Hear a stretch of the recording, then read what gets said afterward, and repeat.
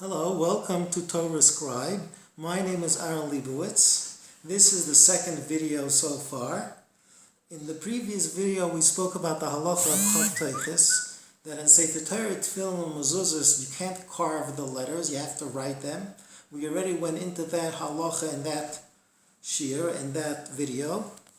In this video we're going to go through the halacha, basically the halacha of Casidron, in tefilin and mezuzot, the fact that tefilin and mezuzot have to be written in order, in the proper order. So the Shulchan Aruch says like this: Mitzvahs tefilin sheyichtav ava parshiyos. The mitzvah of tefillin is to write the 4 parshiyos of the tefillin.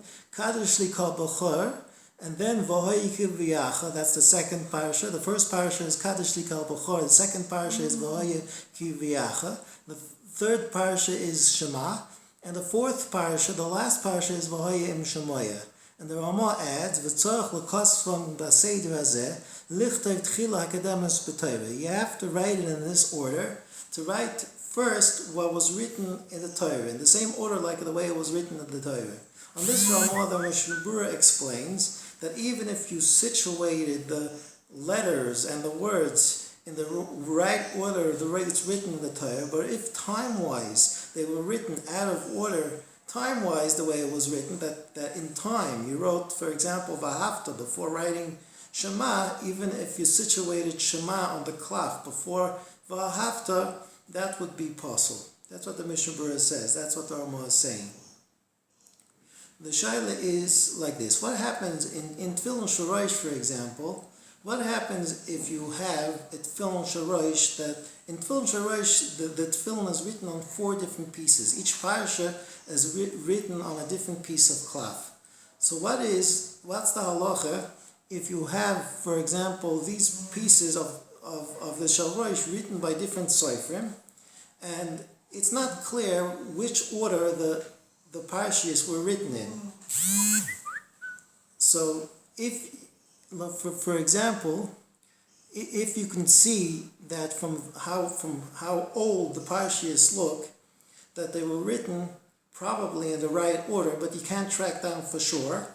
So what's the halacha in this case? Could you take this set and put it together as a set for tefillin? Is that called in order or not? So if you look in the Shulchan Aruch says further on in Sif Chav Zayin, if you have letters or words that are a little bit erased, if the mark of the letters is still visible enough that a kid would recognize them, a kid that knows how to read the letters well would recognize them, so you're allowed to take the pen and add ink to them to improve them, to make them better, and it's not called writing out of order.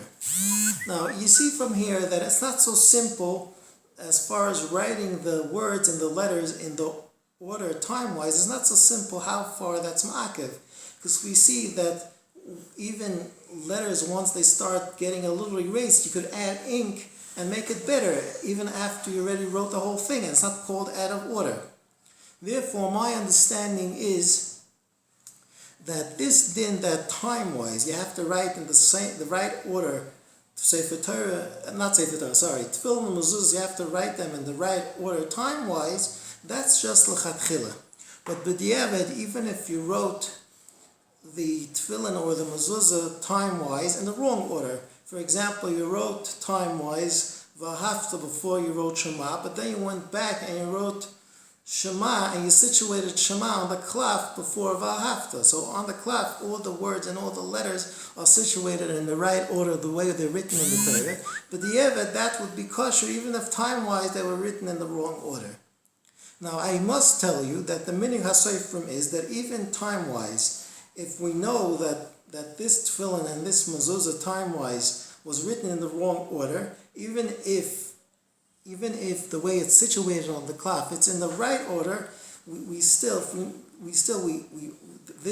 mezuzah or this tefillin that just time-wise was written in the wrong order, we put it in the shemis and write it over. So my understanding of that is that since we're talking normally in a case that you're able to write it over, and it's not necessarily necessary to keep this one. You could always write it over better in a way that it's written in the right order, even time-wise. That's why we say we're not going to keep this one. We're going to put it in the Shemus. We'll rewrite it in the right order, not just the way you situate the letters, but also time-wise, which is the best way to do it. And that's what we do. We don't settle on anything less. So because of all that, I would tell you that in a case where you have the tefilin shorosh, which is written on 4 different pieces of cloth, and it's unclear because they were written by different soifrim, and it's unclear whether they were written in the right order or not. Since you can see by how old they look that it's likely that they were written in the right order, time-wise, even though you can't track down for sure. But since it's only a suffix and the whole din that time-wise it has to be written in order also, not just the way it's situated on the cloth, so therefore, b'diavad, in this case, even l'chatchila, in this case, you could definitely be matzaref these parshas together as considered in the tefillin as kosher. It's considered written in the right order. Now, feel free to ask any questions that you might have on the halachas that we're learning, and thank you for watching, and I'll see you next time.